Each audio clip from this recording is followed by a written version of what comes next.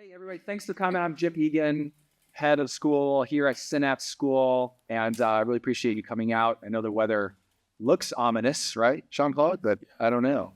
So this is the first installment of our Bold Ideas speaker series. And I have the great pleasure of talking with members of our community, of our parent community, who do extraordinary things. And so tonight we have this wonderful guest. I'm going to jump right into Jean-Claude's background. I'm going to read a little welcome, Jean-Claude. So I'm going to sing your praises. All right? Because there's lots to praise. So Jean-Claude Brizard is a distinguished, and by the way, you can tell if this is wrong, some of this is from...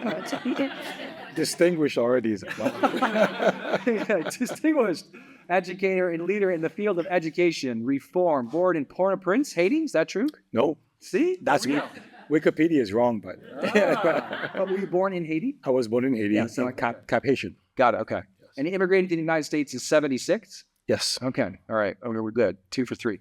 And that was to come back to family, if I remember correctly, right? You had family in New York.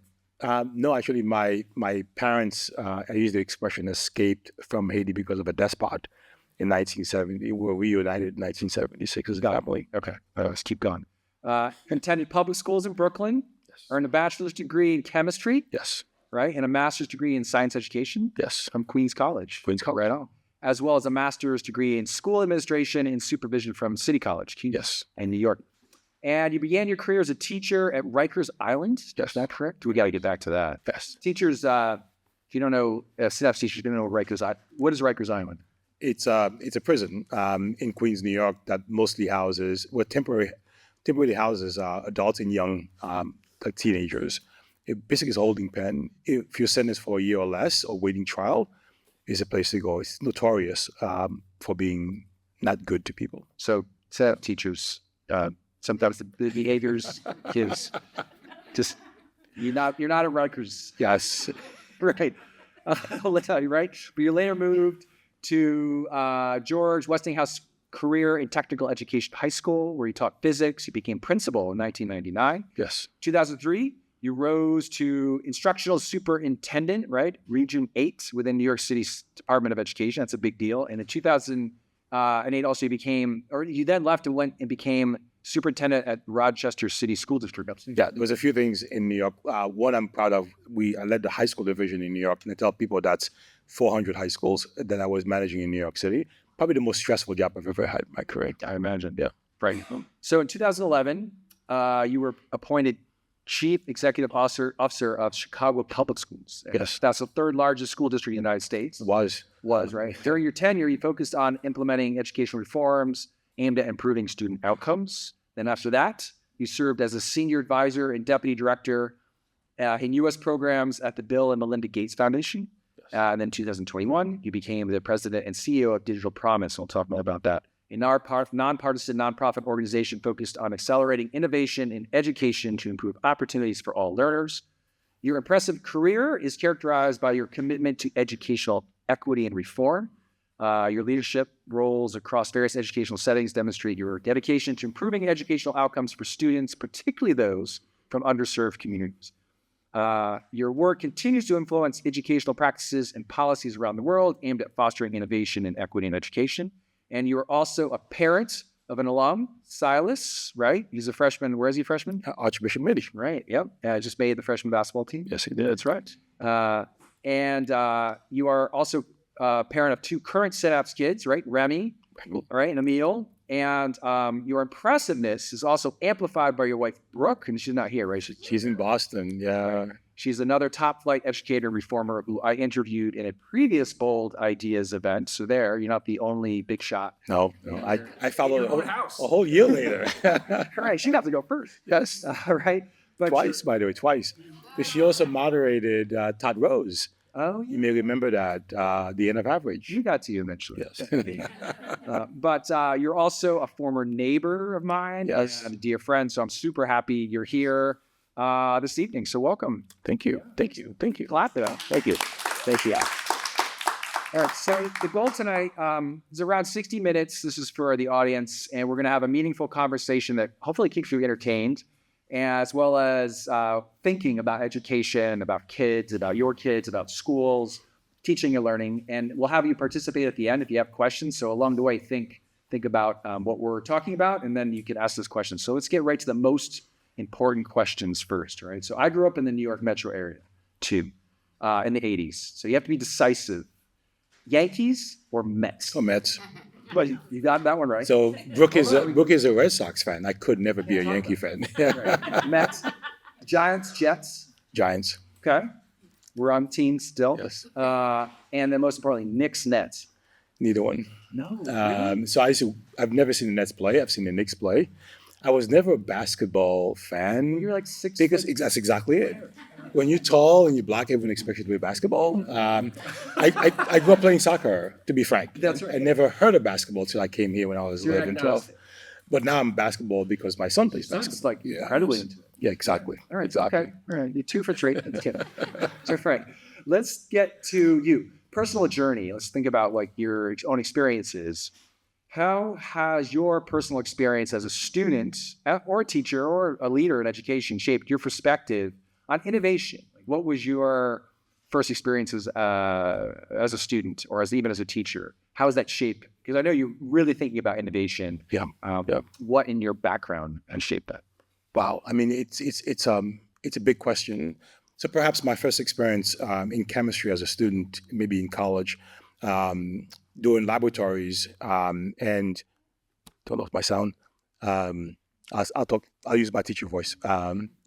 But when I discovered the power of technology in my chemistry classes I was taking, it changed the way I looked at the work.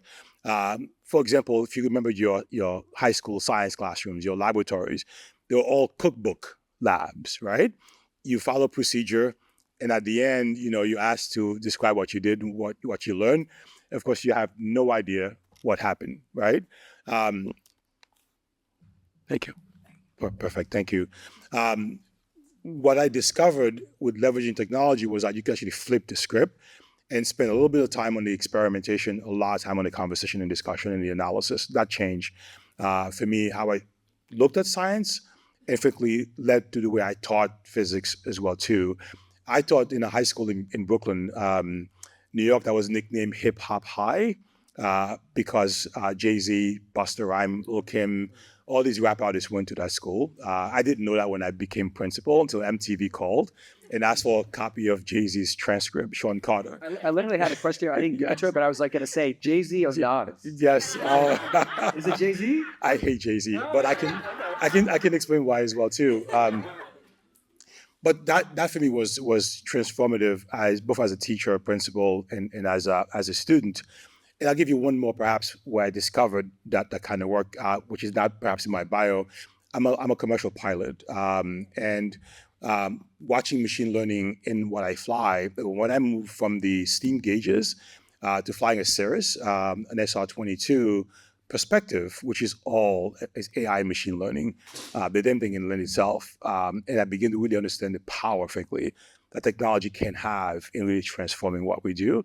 And that has permeated even my discussions now in the work that I do at Digital Promise. Yeah, that's great. We'll get the mics fixed and then my mic's out too, or we'll share a mic. But like the definition of innovation, because that's often that it's thrown around, that word, right? I mean, how do you define it in education, particularly for students, like the Synapse age, right? Because we have some parents and teachers here, and obviously prospective parents. So ages 4 to 14, how should educators define innovation? Yeah, I was at Google all day yesterday, and I was on stage and asked that question: will emerging technologies change the way we learn or not? And the answer was very simple. The way people learn really will not change. Perhaps the way we process information will maybe morph. But learning science is learning science, and what technology will do perhaps is enable certain kinds of things, right?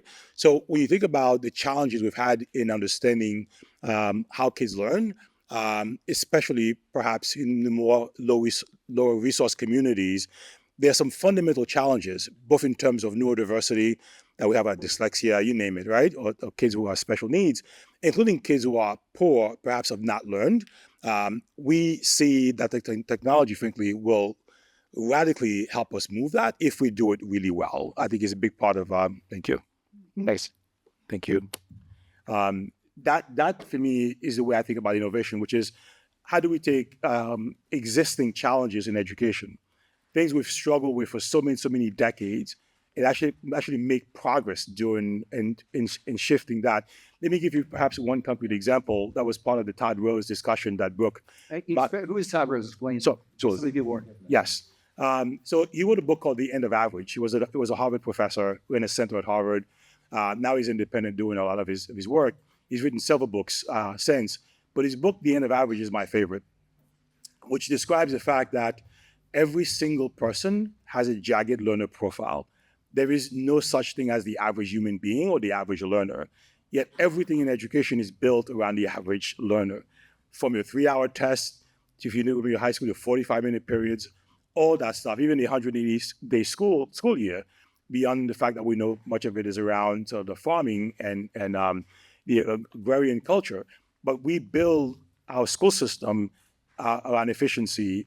So Todd Rose tried to debunk all of that. So you've heard the expression, how do you personalize education?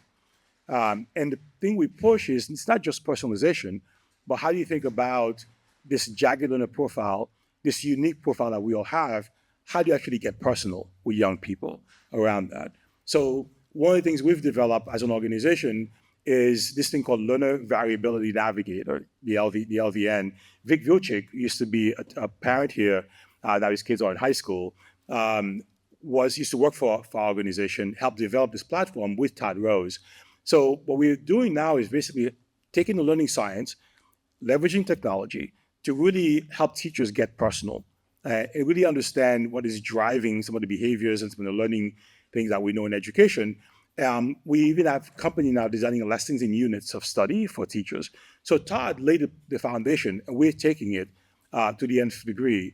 The whole thing was funded by the Oak Foundation there in Geneva, initially built for special needs kids, but to support developers, technologists, to build tools for special needs kids. Lo and behold, it works for everybody. So that whole platform now, we think will solve a fundamental challenge in education, and ultimately, frankly, will change the way we assess learning. And for me, that is the obsession I have right now, building next generation assessments. Yeah, let's even jump to that, because that was further down on my list. But we've talked a bit about assessment. I heard you speak at Carnegie, right, where your wife works. She got the space. Did I just know that? Yes, I did. And it was this amazing event that I was lucky to be invited to. But you spoke about this sort of great unlock that AI will have around assessment. And you, if I get it right, you were saying it'll make assessment like less an event. Yes. Right? Is that what? And I've even stole that line and used it at tours. Awesome.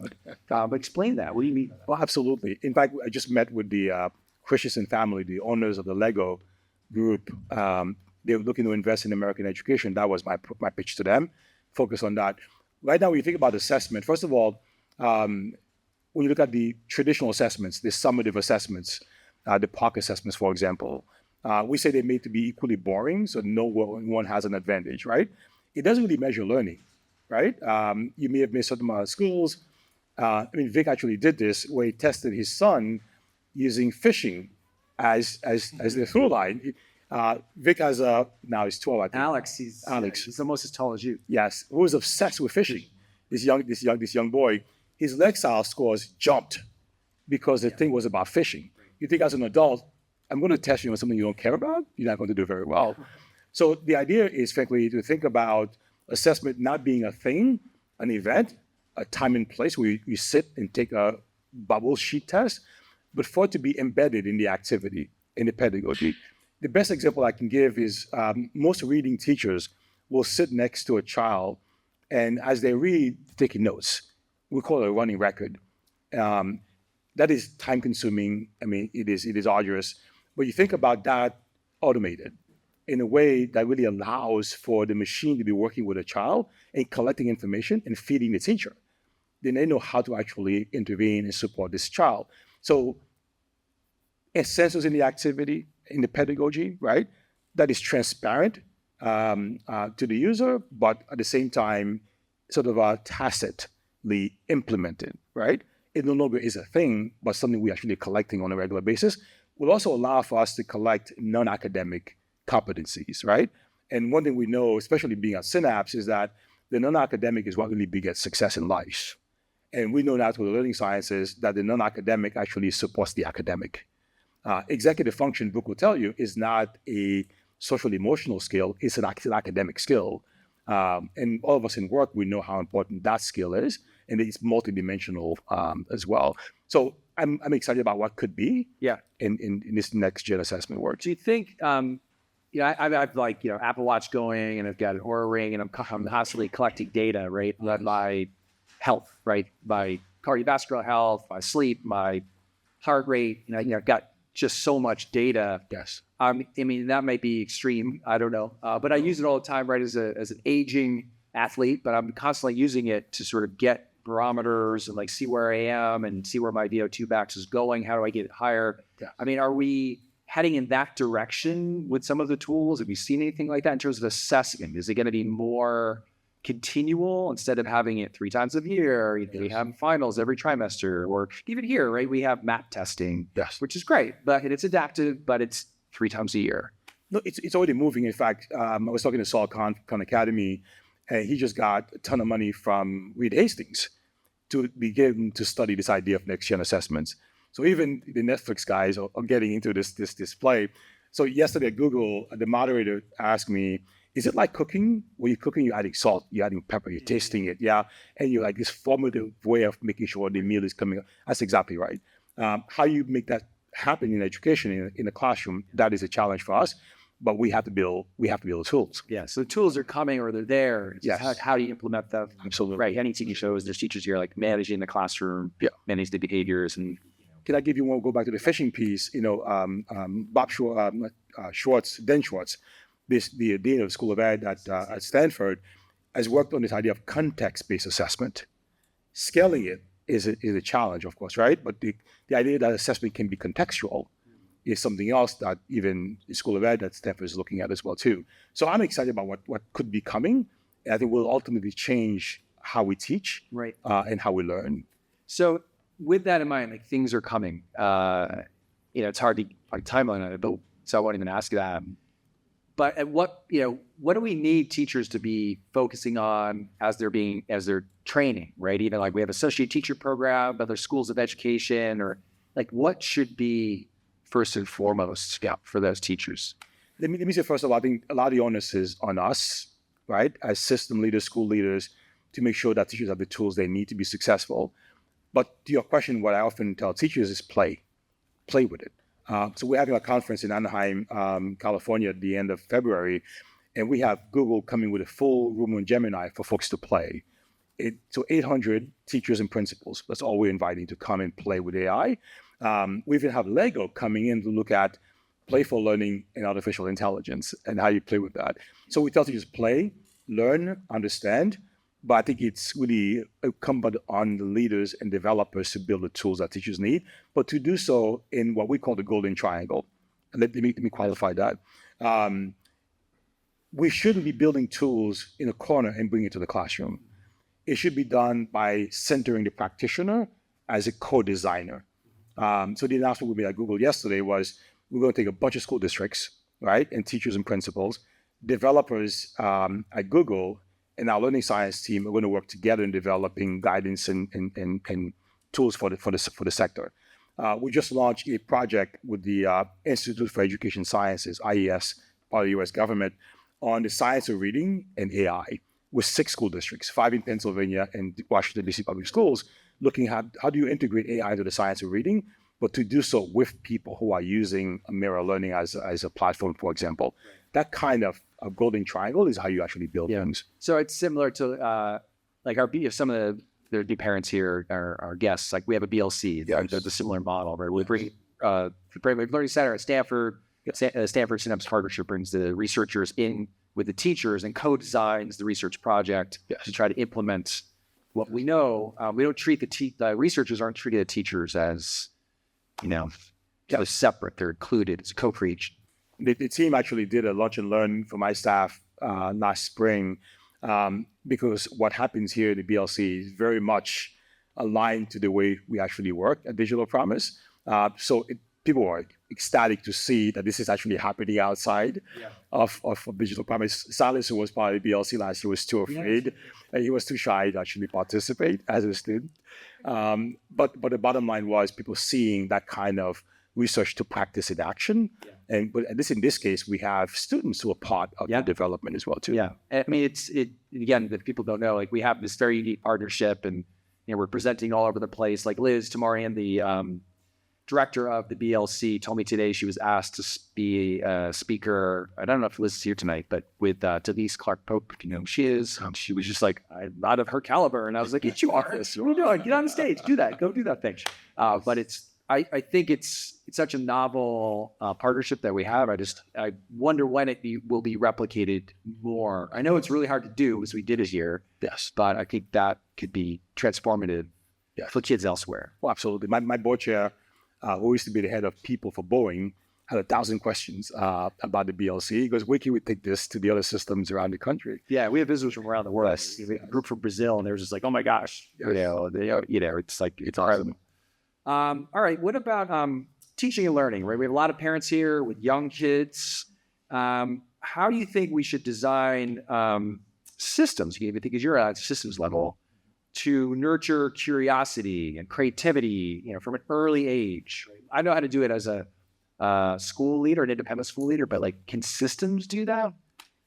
Yeah, if you have what I describe as strategic agility, meaning that you think about it here at the macro level, but it's got to show up in the classroom. Let me just say that kids are naturally curious. Right. We have a habit of killing the curiosity in them as they get older. I tell the story of my daughter who's now 23 years old. When she was 2 or 3, she could sit and stare at an earthworm for hours. Yet, by the time she was in middle school, she could care less about the earthworm that she was looking at. So the idea of making sure that we nurture that curiosity, I think, is the work. Is one of the reasons, frankly, we came to a place like Synapse, right? Because you can see it continue. Remy, who's 9, not this portfolio day, but last spring, with I think Macy was still his teacher then. To see the teacher engage this 8-year-old in conversation, it was like, oh my God! I was on the sideline just watching and listening. She completely ignored me, but the way she engaged them was like, that's the way in which you teach. So you think about the way you design lessons. That's critical. The way you design units, but to make sure that the student, the agency of the child or the learner is a part of that. And they could be 2 years old, 4 years old, 14 years old, to make sure you nurture that engagement in conversation. When I taught, for example, I taught physics at the high school level as seniors, right? In every unit with the Socratic circle about a very important topic, physics, right? One was very controversial. Should you get more votes the richer you are? Oh, really? Right? And they engage fully in conversation. And I would bring different topics like that, in different topics of physics or mathematics, just to show the beauty of the physical sciences. By the way, a lot of my kids now are engineers. One is a professor of physics in New York at SUNY Albany. So that for me was the way in which you nurture that, by having discussions and conversation and building the agency in the learning. Because I think we do the similar things here. It sounds like you did it even in your class, but it's not very efficient, right? I mean, it takes patience. I know little kids, right? There was even a parent telling me about her earlier before we started, about her child at a preschool who will get really focused on the task, and some of the teachers say, "Hey, we got to move you off the task," right? Like your daughter, I need to stop looking at the earthworm and move on. And we do an amazing job most of the time that here at Synapse, but that I can only imagine what it's like if you've got hundreds of kids, thousands of kids. You got to push them through a system. There may be that 1 or 2 teachers, maybe it was you, maybe it was me back in the day, who allowed for it. But how do you incentivize that? What should the system do? I mean, I think part of it is, I've been in systems on the morning in Southern California, where my mentor actually worked, was Garden Grove, California. Loved the superintendent when I was studying to be a superintendent. But the one thing I did not like about her system was that her chief academic officer could walk into any classrooms and tell me where the teacher was in the pacing guide. That always worried me, because whether you get or not, we're going to move on to the next thing, right? Life does not work like that, It's frankly. like AP teachers, like for my son when he was Absolutely. and he was like, let's go. And this is where the testing regimen does that to schools. Look, NCLB did a lot of good things for education, a lot of bad things for education. Math and reading proficiency became the goal Right. in most places, not about someone's lifelong learning, happiness, curiosity, which actually begets success, right? Right. So it goes back to the ways in which we assess. It goes back to the kind of ways we actually write curriculum that forces a level of rigidity in the system, right? So Book have said this on stage. The battle in structuring the American education system was between John Dewey and Ed Thorndike, right? Thorndike won. It was all about efficiency. It became a factory model. It became the assembly line of moving kids through and through. I have a data. I did a keynote last week in Houston for Ed Spaces.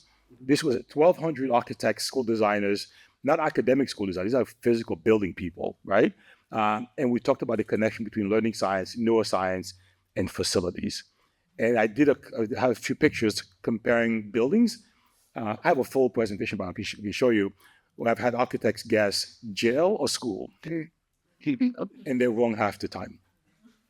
So the question is, do you want to build buildings for compliance and for or buildings for curiosity in kids who actually play? One of my guests was the school superintendent for Compton Unified, where Dr. Dre went to school. He's completely redesigned the high school, and we did a fly-through of the high school, and folks were like, "Oh my God, look at this space!" But you can tell it was designed for engagement, persistence, motivation, curiosity, right? And that's the work we have to do in education because, and I've tested this. EL Education, I'm on the board of EL Education. They're East Coast-based outfit. They have schools all across the East Coast. Their curricula on ELA is across the country, right? Camille Farrington from U Chicago writes their crew. There's so much alignment, by the way, between EL and Synapse. The whole crew curricula would remind you of what you see in the engineering center. I still want to call it, makerspace. It's okay. But when you see those schools, you see HSC, and you remove all that work and you see the outcome. So my point very simply is that the only blue ribbon school I had in Rochester where I was superintendent was an EL school. They never obsess over the assessment. They built an organic place that fostered creativity, and they were 94, 95 percentile in proficiency. They beat every school in the system. So if you do it right, you're going to get the outcomes you're looking for. Yeah. But when you have a rigid leader who's trying to push that on a system, then you kill the creativity in school. It's funny you mentioned the architects of these buildings. Just yesterday, we had I don't know if I told you this, we had a staff meeting where I shared a TED Talk on a kindergarten in Japan that was circular design. It's really interesting and sort of awe-inspiring design of a building for kids, right? But it's super radical. And if you hear them talking about it, it's also makes perfect sense. So it's rounded design, and like the kids there's like no doors, and they will leave. The kindergartners just run out, and if people will ask him like, what happens to the kids? And he's like, well, they get anxious when they're 5 and 6, so they don't know how to talk about it, so they just run. But it's circular, so they got to come back. They eventually come back. Yes. Right? They're like, oh, wow, it's designed for a 5-year-old. Yes. Right? Yes. And that 5-year-old needs that ability to go, just come back. Yes. And they're still 5, so you don't want them to get lost, so it's circular. I can give you 2 quick examples. There's a school in Arlington, Virginia, which was part of my discussion last week, where every classroom leads to a playground. Right. Out every single classroom, no stairs, it's all tubes. Kids are flying down from different floors. The power went out for 2 hours. No one knew because the natural light in that building was so fantastic. Yeah. But one school I was at last spring in Pittsburgh Metro, an elementary school, and I showed the picture last week and I asked, can you tell what's different in this cafeteria? The floor where the adults stand to serve lunch sunk. So when the children go pick up their lunch, they're eye to eye with the adults. And you ask, why is it important? The architects had no idea what they were doing, but it's important because it fosters a sense of belonging. Yeah. These young people feel I can talk to you which is why teachers get on the floor, Right. on the carpet, and sit next to kids and talk to them eye to eye. Right. Yeah. If you witness good teachers, they spend a lot of time on the ground. Yes, they do. Yeah. Yeah. That's great. You mentioned what's going on at Google, but why don't you explain that a little more? That was this big announcement yesterday, or what? It's exciting. Talk about it. Yes. So we've done work with Google before, and we're maybe doing some work with OpenAI, which I can talk about as well too. We're still in the discussion stages. But this announcement yesterday was really taking their Notebook LM, the Gemini work, and they actually have a smallish learning science team. And so we're going to work hand in glove in developing guidance for developers and for leaders. One of the things that we worry about a lot is that we spend $87 billion in ed tech, education technology in the US alone. 87 billion. Billion with a B. Most school systems have made 2,000 or 3,000 ed tech products in their school systems, yet very few have a plan for how to integrate technology into the classroom work. So what we're going to be doing is building that and informing the work we initially going to start with 160 superintendents, but the goal is to permeate to 14,000 superintendents. So how do we really get to the place where they have a plan for technology, and the technology really responds to the needs of children and learners? So teaching and learning is going to be front and center in that work. I'm not sure we'll get to assessment, but certainly how do we transform that? Let me give you perhaps one example of the kind of work that I'm excited about with this announcement and we're going to be doing next year. I saw a presentation from ASU last spring in Salt Lake City. It was a CIO from ASU who asked the audience, when you think about the American Revolutionary War, what do you think about? And he goes, let me guess. Picture. I'll give you a guess. George Washington, right? Thomas Jefferson. And he said, White guys. He goes, all white men who could afford to have their portraits painted. Using Gen AI, he goes, let me show you who the real heroes are of the American Revolutionary War. You'll begin to go to this gallery of people, like, oh my God. I mean, as educated as we were in that audience, we knew that, but the whole mental model shifted about how to teach history. So for us, that can show up in so many different subject areas. And one example I use with people is, if you're old enough to remember the Magic School Bus, I said, imagine that being part of every lesson. When I taught earth science in middle school, I remember teaching plate tectonics, right? The models in your hand, you're shifting, moving things around. And these poor Latino kids in Bushwick, Brooklyn had no idea what the hell I was talking about. But imagine telling them, let's go see the St. Andreas Fault. And you take them there. And you see it in action, you talk about it, right? So that's the potential for Gen AI. And I know I'm perhaps preaching to the converted. When people think of Gen AI, they think of generative text, right? But think about images, video, right? All that can show up in the ways in which we transform how we think about teaching and learning. In AR, VR, is that part of this, or? It could be, right? It could be.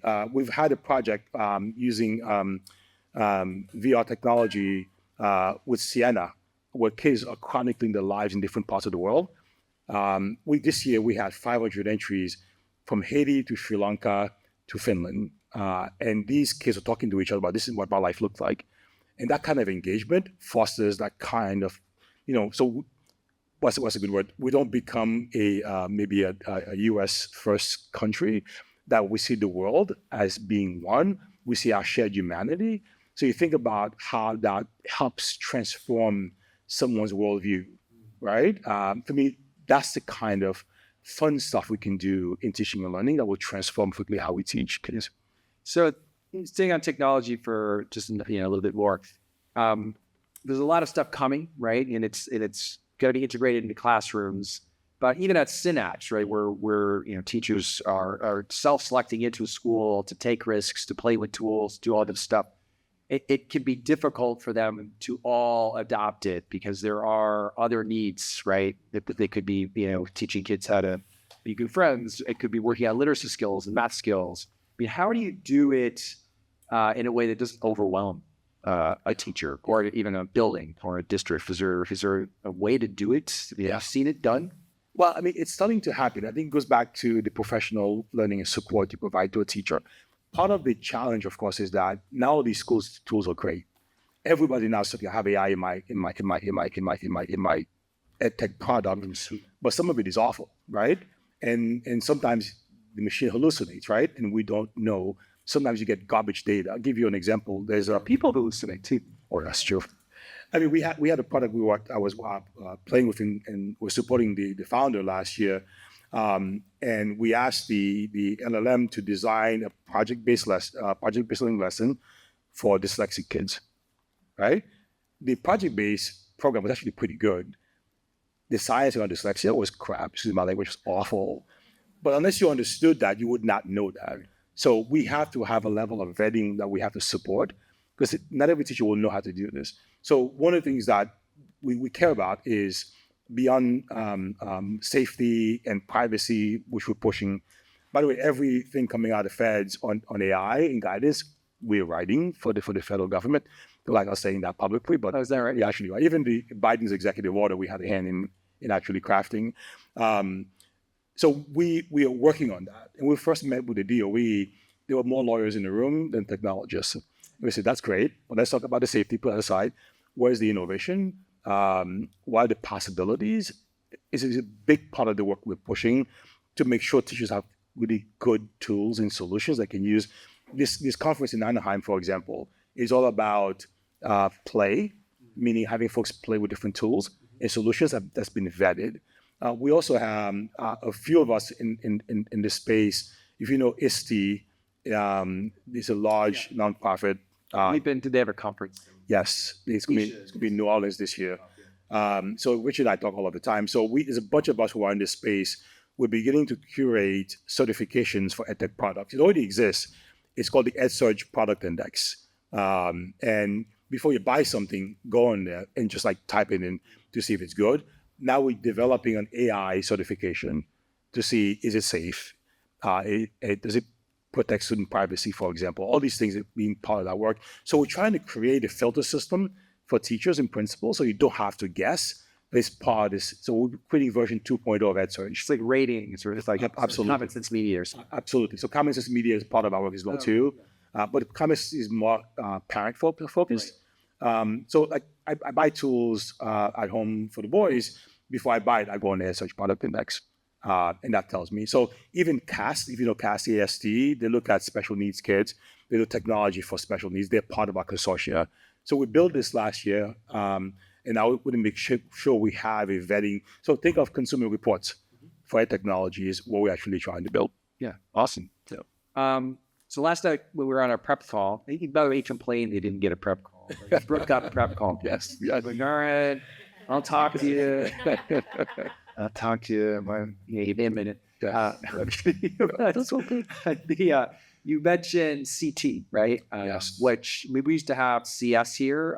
So we switched it to CT a couple of years ago, computational thinking rather than computer science. And this came up unprompted, but what were you telling me about this? I think you said it has the potential to transcend technology. Absolutely. Right, go ahead. More than potential. So even in New York City, which had a huge initiative around CS for all, after 10 years of effort in the city of New York, it has not permeated the system. You still have a handful of kids getting computer science. They're shifting to CT. Doesn't mean we shouldn't teach computer science. That's all good. But my push has been teaching coding is a fool's errand because AI is already coding. The question of how do you teach a young person algorithmic thinking, pattern recognition, debugging, right? These are the skills that transcend technology, and that could apply to any subject area. So the example I was giving Jim was I was in Talladega, Alabama, rural school district, 50 miles away from Birmingham, Alabama. That's how far away they are. The CT has permeated the entire school system. I walked into a pre-K classroom where pre-Kers were building birdhouses, and they were talking about computational thinking. I saw this sign on the wall and asked, what does that mean? And his 5-year-olds explained everything to me like computational thinking. Drove across town with the superintendent to a high school honors level Shakespeare class. They were talking about CT, computational thinking. Yes, it was in math, it was in science as well too, but it was a deliberate effort in integrating all the competencies into the different subjects. You know how it was done? It was done by teachers in their units of study, our experts, over 3 years, and completely retooling every unit of study to deliberately embed those skills and competencies in that. That can compare to college and career readiness. I mean, everything we talk about frankly can show up in CT in a way that really allows a young person to manage the machine and having the machine manage them. Right. So to me, that is the work ahead of us in making sure that young people know when they see a machine and know it's hallucinating, they know it's hallucinating. Right. You know, as a pilot, I can tell you the dashboard I have in front of me, right? I can tell you if the machine is doing something wrong, and I can intervene very quickly. And we always also espouse in this kind of work that the human needs to be in the center. Right. And the example I use has been, look at the Max 8, the Boeing Max 8. Boeing removed the pilot from the center, and we kill what? 1,000 people in the process, right? The human has to remain in the center. It's the difference between a robo vacuum and you driving an electric bike. You're in charge when you're driving the electric bike. Yes. Oh, there's a scene where you put Menlo Park, you go around, you see the kids on the electric bike. Oh my God, it's everywhere. I don't understand why parents are outraged by this. No helmet. Even in Los Santos, no helmet. No hands, 40 miles an hour. Yes. And Back and forth. And no helmet. Baseball practice, 3 on a bike. Yeah, it says I've seen 3 on the bike doing that. I mean, part of me is like, they're being rebellious. Reminds me of growing up in New York in the 80s. It's like, we're just wild. It's like, maybe it's Wild and dumb. yeah. Let's check a time chat. We got 10 more minutes and we'll get to some questions too. So I'll speed through. Let's talk about parents, right? Parent involvement. How can parents play a more active role in fostering some of these bold ideas we're talking about within schools, right? What could they do? Which agency do they have? I mean, tons. I mean, think about the amount of time a child spends in school versus what they spend outside of school. I really believe that learning needs to be ubiquitous. It needs to be everywhere.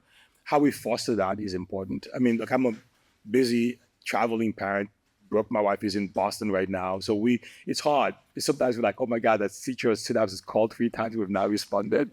So we feel bad about that. But at the same time, we try to give our kids the kinds of experiences and access to things that to make sure their learning is continuous. And I do that. Silas is going to fly with me, for example, right?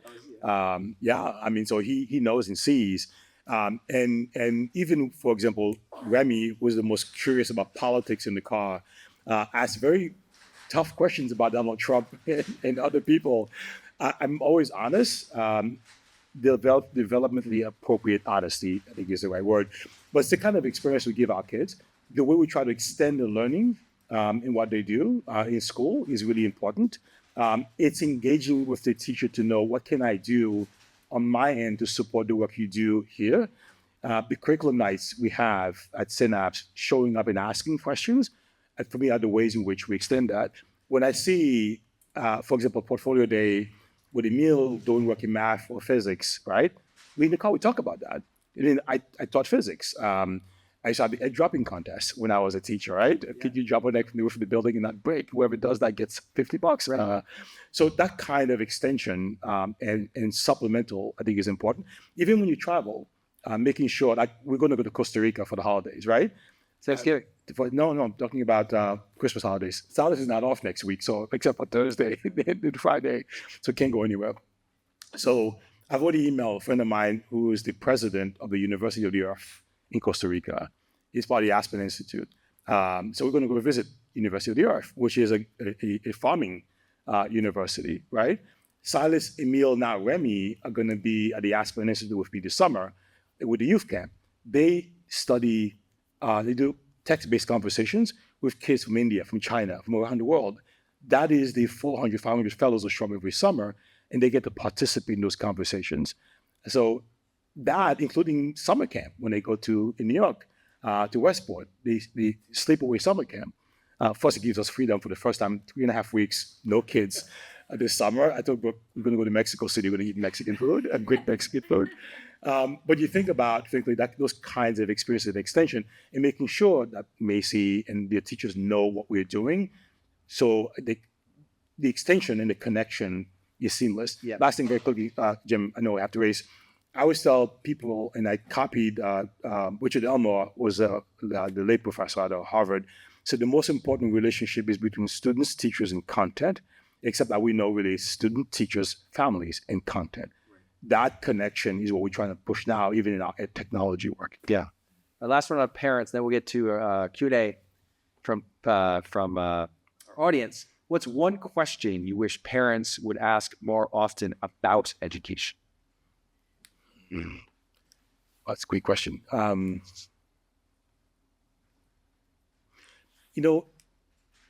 It's a newish. First thing that comes to my mind is this new construct that we see now existing in education. We were just talking about this before the session. The School of Psychology and the School of Education are now talking to each other, right? Learning in BLC does that, right? So learning how the brain works and how that connects to how a child learns, and perhaps what a parent can do at home to support that. For example, if you see working memory being a challenge, sometimes sleep deprivation is what creates that, right?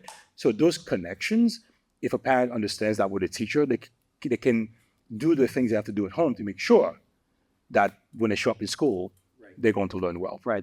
After school, what will set up that individual kid for success. Absolutely. If the kid has this difficulty with noise, right, or the opposite, or needs to move, right, exactly. So if you if you Google learner variability, digital promise, the whole platform is free to anyone. I was built for public consumption. Those that kind of sort of cause and effect is all on the platform. Type of question, watch the videos. Some of them, by the way, are Menlo Park public school videos that we do with Menlo Park. They're a member of our league. So take a look at that. You'll see, frankly, the ways in which learning science connects to academic learning, especially math and literacy. Yeah, great. Hey, Sarah, can you get the lights? And then we'll ask you a couple of questions. We have a few more minutes. Since I can't see anybody. Yes. Well, I want to give just a shout out to one of my favorite teachers here, Holly. Somebody asked me earlier how Silas did moving from Synapse to MIDI, which is a very structured, traditional high school, great sports program. I said very well because he was taught executive function when he was out of his class. So thank you. There you go, Holly. All right, are there any questions? Yes. So I work in tech and I'm a designer, so I'm very excited about the GenAI use case in education. But I'm also a parent who's very concerned about screen time, and I try to keep my kids away from screen as much as I can. So I'd love to hear any exploration happening that's like making technology invisible, so kids are not just staring at the screen. Yeah. I mean, so there is the one concrete example I can give is a new product I saw last year at ASU GSV San Diego called Kabeam, Kibeam. It's a science of reading technology with no screen. So the guy who invented the leapfrog and the scribe pen. He's like, I build 9 companies. I don't need to make any more money, but I'm an engineer. I got to build this. It is whether we're testing it for him and doing the research behind it, but it's no screen whatsoever. And what's amazing about the tool is that it leans on the science, so it's repetitive for young people. I saw one of the books he read with me with the tool.